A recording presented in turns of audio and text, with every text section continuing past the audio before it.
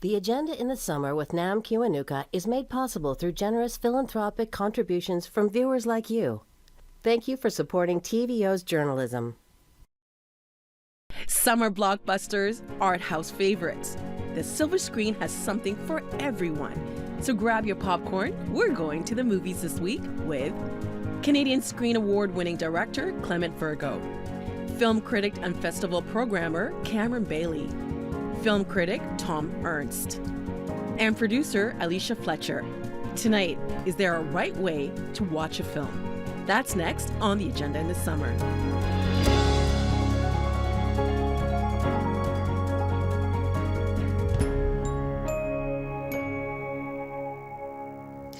I don't really want to talk about the pandemic, but it's the reality, right? We've all kind of experienced this collectively. And I thought what was really interesting is how we attached, or entertainment was that thing that kind of maybe helped us escape what was happening. I found it really difficult to read. I found that it took me maybe 3 or 4 times longer to get through a book. Right. But I could put on a movie and I just got lost. And so we were watching movies on our iPads, on our phones. Movie companies started premiering movies on streaming services, which we thought would never happen, right?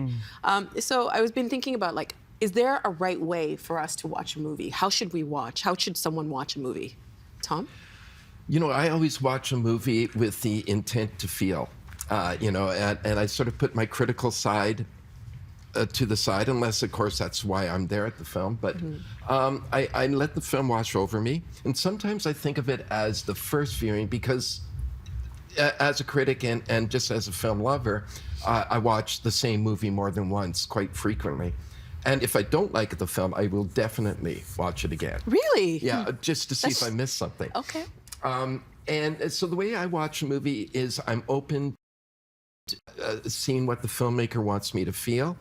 I watch the movie to see if I'm being pushed to feel something or if it's coming organically. And you don't want to be manipulated by... Manipulation is the thing that'll throw me off a movie most. Unless it's a specific genre of which I have expectations of being manipulated in a certain way, and then I can actually be disappointed. Like a rom-com or something? Yeah, never a rom-com. Well, no, there's some great rom-coms, but it's not my go-to. Yeah.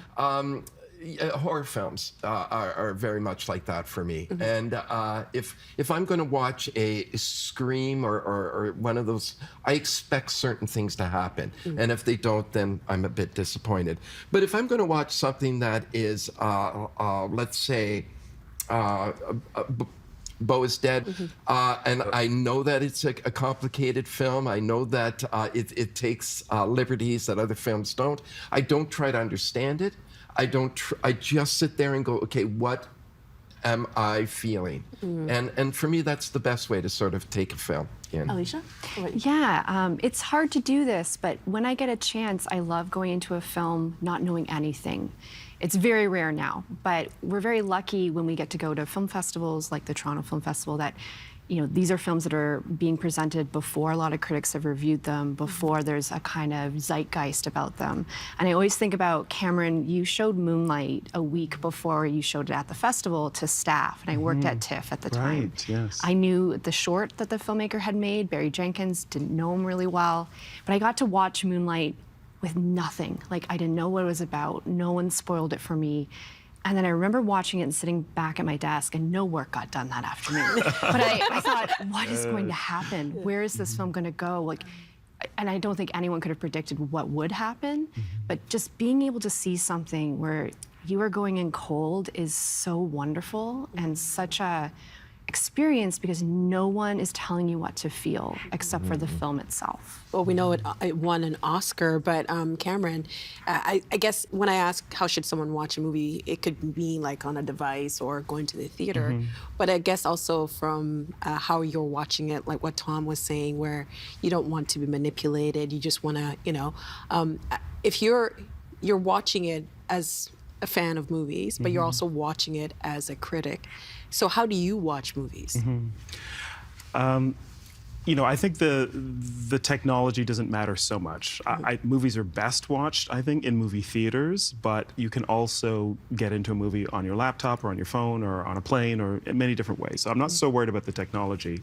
But I think what's most important is to watch a movie with curiosity. I think if you don't have curiosity, it's not going to work. You have to be curious. Like when you meet a new person, if you just are talking at them or they're talking at you and there's no curiosity back and forth about learning more about the other person, nothing's going to happen. There's no relationship. Same thing with movies. Is it all for I don't want to get into genres because I want to talk about it, but do you watch all genres like that? Yeah, I think every work of art, I think you have to, in a way, humble yourself before it, that it has something to teach you, right? You have to be curious about what it has to offer you, right? I think that's the best way to watch films. When I'm disappointed in films, it's when there's nothing that meets my curiosity. It's entirely familiar, and I think there's a nice dance between the familiarity that movies offer you and the surprise that movies offer you. And ideally, you're somewhere in between, and you're kind of going back and forth in a dance. If it's entirely familiar and it's obvious, there's nothing for you. Yeah. My habits of watching movies now has changed since the pandemic. Before, if I put on a film and I felt like, oh, this is not right for me, I would still watch a movie all the way to the end. Now, with all the streaming platforms, we've all, and I think the audience is so literate now around narrative and around film, that we've all put on films and think within a minute, oh man, I chose the wrong movie. Thank you, next. Thank you, next, right? Yeah. 1 minute, And so because I think we're all now ingested so much narrative that we understand, within a few minutes, like a minute, whether or not this is something for me, or this person, I'm in good hands, or this person had, it's created mystery, suspense, tension, intrigue, wants me to kind of lean forward a little bit. And now I've my streaming feeds are like clogged up with films that I've started that I haven't finished, which I feel embarrassed about as a filmmaker, because back in the day, you go to the video store, Queen Video, and you came home and you put on your DVD. You're gonna watch it. You're gonna watch that movie. Otherwise, you're gonna get late charges.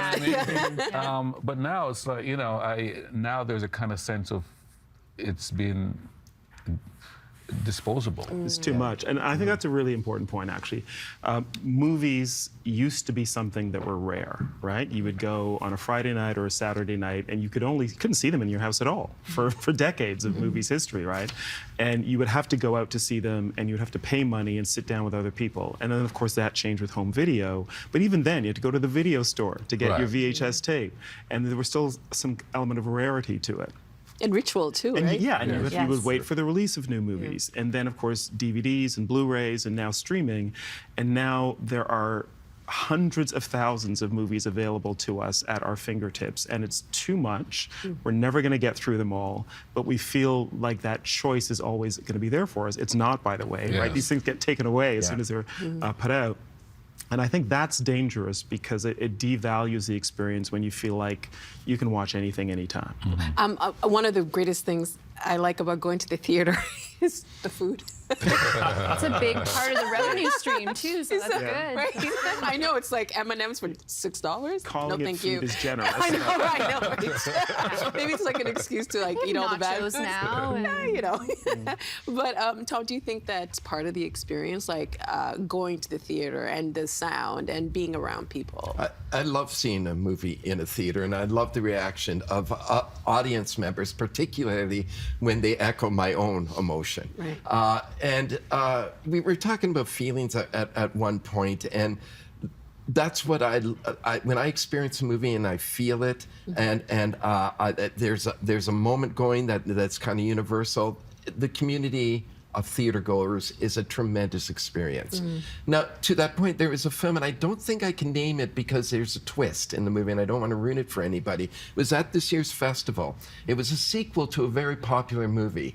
And the first, I would say, 10 minutes of this movie, it had a recognizable character who was not acting the way that character had acted previously. And it kind of put you off the film until the twist, when you realize what the twist happened. Now, at the theater, when at the film festival, when this happened, the audience roared. They applauded. It was amazing. It was at the one of the really big theaters, and they just erupted, and everyone felt great, and you're with the film for the rest of that movie. Now it gets on about 2 weeks later, it gets on Netflix, and everyone says, oh, I turned it off 15 minutes in. Yeah. You know, yeah. and I thought, Yeah. They ruin missed it that with moment. you know. You missed that Well, moment. this is a great segue to, we have a clip of an audience reacting to a big battle scene in Avengers Endgame. Let's take a look. Captain Sam, can you hear me? On your left.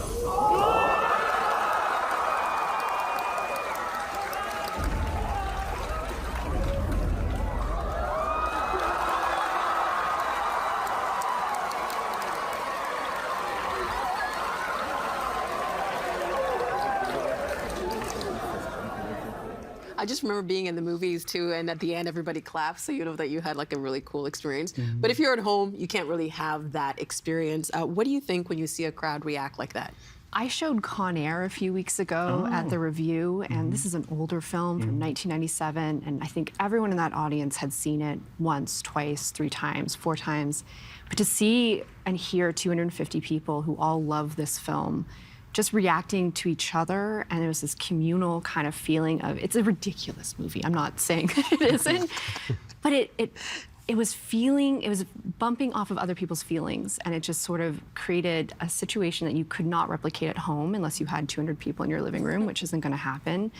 And I just love that idea that whether it's a brand new film like Avengers or it's a film that we think is kind of tired and older, it can still elicit that kind of reaction because everyone feeds off one another. Yeah. I think some of my favorite memories of being at the movies are those collective responses, those kind of whoa moments, which reminds me of The Matrix, of course, because there's a literal whoa moment in it. But when, you know, in the first fight scene in The Matrix, I remember watching it in a movie theater, when Trinity sort of jumps up and does the moves and the camera goes around like that. And it felt like we've never seen this before. And it was like being at the birth of the movies again. And that's exciting because it's not just what's happening, but how it's happening and what the director and all of the technicians are doing for you to thrill you, to give you something new visually. That's amazing whenever that happens. So many movies with twists, I think, are great to see. But when something is not just, you know, the content of the thing, but how movie it is. Do you know what I mean? This is a moment that can't exist in literature or theater or any other art form. That's just exciting. Yeah, but I mean, I think it's really a couple things, right? It's when you see a film that is innovative. The Matrix at that time was innovative. It added something new to cinema. Certain films want your reaction out of nostalgia, right? Which is like, we know what this means to you, so we're going to give you a sense of nostalgia. When I see a film like The Matrix, the last time that happened to me in a film was Fury Road by George Miller. When I saw the cars going across the desert in a sandstorm, I literally wept. I wept. I'm like, this is going back to like 1922 cinema. You know, pure cinema, just like sound and image. And when you saw the guy on that, you know, on the truck shooting flames and playing the guitar, it was like, this is something new. Fantastic. And this is something new for cinema. So for me, it's really, you know, you could have spectacle and nostalgia, or you could have innovation. You could sort of count the films throughout cinema history. You could say, you know, Citizen Kane probably changed that. I would probably say, you know, Godard in the 60s and New Wave did that. In the 90s, I think it's arguable to say that maybe Pulp Fiction did that. I think The Matrix did that. I think of Spike Lee too. I think it was Do the Right Thing, like even just the shot, that shot that he did where it felt like you were, Thom?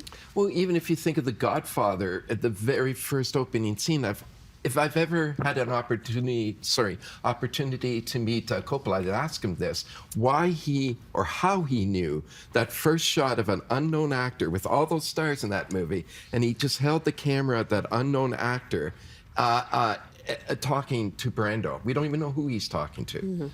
And what a fantastic opening for this picture. And it goes against everything you would think would work. And you were talking about openings earlier and about capturing an audience's emotion. That did it. And I think reactions like that can only happen with an audience. By the way, I watch movies at home by myself, and I'll applaud at the end if I really, really like it. That's awesome. And I also find just this conversation now, I'm really enjoying Cameron's response to what you're saying. It's like you talk about a moment and then you're going, yeah, right. I'm thinking Cameron thinks he's at a movie right now. I love it. Well, Alicia, Clement just said something about nostalgia. And you said this, I don't know if you're going to remember this. This was like 2013, 10 years ago. You said, anything silent draws me in. Those aren't the films that are watched the most often, but are often the ones that need the most help. What do you take away from when you watch a silent film? I take away how sophisticated they were. Like, I think I've fought a lot to dispel the kind of notion that it was an antiquated form of filmmaking or, you know, it's primitive.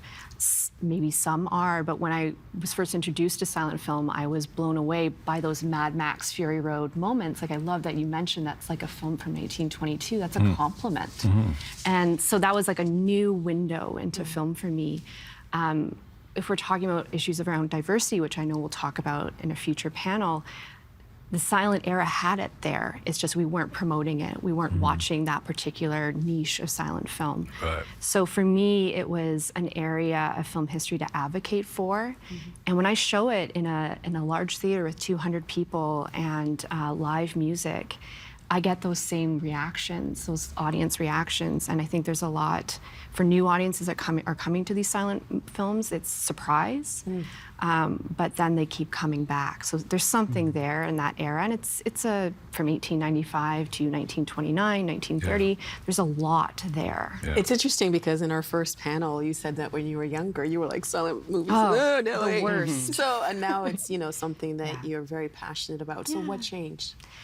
I'm not sure. I mean, I did lose my mother as a child, and so we always watched TVO, and that I think is a way to connect with her, and it was a way to connect with my grandmother. It was just sort of something that landed on my lap, and I don't think I had a choice. I always think back, like, when did I decide that I was going to be a silent film preservationist, historian, and curator?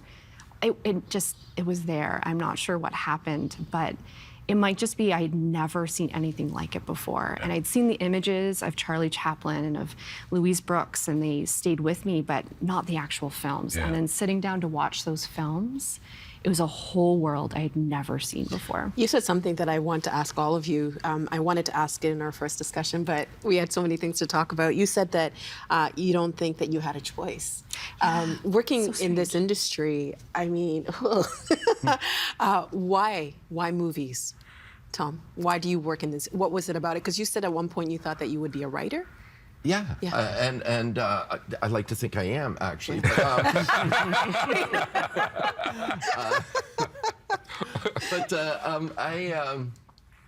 I never thought that a movie career in any way was open to me. I thought that I saw it as an ivory tower somewhere else in Hollywood, actually. To the point that if I went to a movie and they said Canada, somebody said Canada in the movie, I was just like, wow, they know we exist. So, I was so lucky. I just never gave up on this love of cinema. And as I sort of chipped away at the blocks that were in my way, I found my way into film. Unlike everybody else here, I didn't have the opportunity to study film the way I would have liked to. So my studying film was just watching them, and reading about them. I read books about them. That I ended up in this, is really a blessing. It's an absolute blessing, but I couldn't tell you why. Every obstacle that you could put in my way was put there. I will say that, and I was telling Alicia this earlier in the green room, that when I was a younger man, I I used to watch Elby Yost on Saturday night, the movies. And I worked Friday, Saturday, Sunday nights, overnights. And I would have to leave on Saturday at around 9:30, so I got to see the beginning. And I said to my girlfriend, now my wife, I said, all I want is a job where I can stay home Saturday nights and watch this. And then I ended up working on it. And so to me, it was, you know, I don't really say I believe in miracles, but this might be one. Yeah. Cameron, why movies? I was a big reader as a kid, and language and literature were really my thing. That's what I studied at university. And but I took a film course in university that was called Contemporary Cinema. Started with Breathless by Jean-Luc Godard and went up through the 60s and 70s, everywhere but Hollywood. And that taught me that movies could do so much more than I thought they could do, which is just entertain and divert. And in fact, to go back to what you were saying about silent cinema, that's where I saw movies like The Passion of Joan of Arc and Sunrise, and movies that I think are among the purest expressions of cinema you can find, partly because they are silent. You know, they're using music, of course, but they're not using dialogue in the same way. And so just the visual sophistication of those films taught me that there was something beyond what I got from language and literature that I really loved as well. I loved the form, movement, design, composition, all of those elements that cinema gave me. And then I was just lost. You were just lost. You know, Clement, you were born in Jamaica, right? I was, yes. I was born in East Africa, and coming in this country as an immigrant, there's certain things that you pursue, and there's certain things that you don't pursue. Journalism is not one of the things that you pursue. You become a lawyer or a doctor. You know, when it comes into the arts, there's this kind of pushback, like that's kind of like a hobby, or you'll never make it. So why movies for you? You know, we're here at TVO, and you know, as a kid in Jamaica, I saw, you know, cinema from the third world. I saw sort of Hong Kong films with like Bruce Lee and Jimmy Wong Yu. I saw Italian spaghetti western films, the Django films and so forth. But I saw Saturday night at movies as a kid, and my sister bought me a VCR.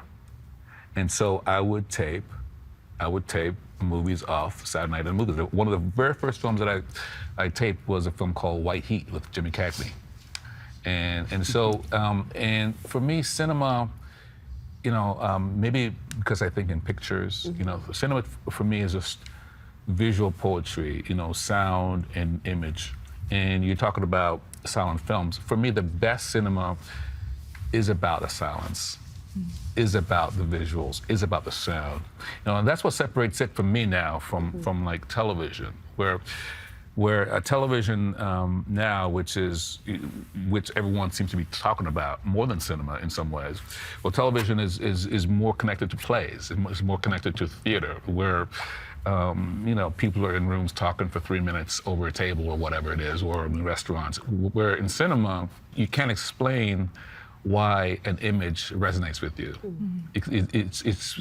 I think it connects more to kind of visual arts, you know. So I love the sort of the simple, you know, a Terrence Malick film, you know, or whoever it may be, you know, just a sense of the poetry that you get in cinema that you don't get in television. It's why, you know, when I watch a TV series, and I can barely make it through most series, honestly, I can one or two episodes at the most.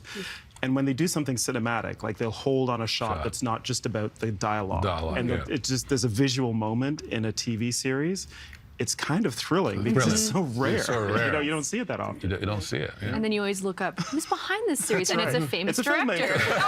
That makes sense. Of course. I just want to make, like, you know, it's so interesting and it's so cool that you both connected. You're from like different parts of the world, and this show on TVO connected you both. That's really cool.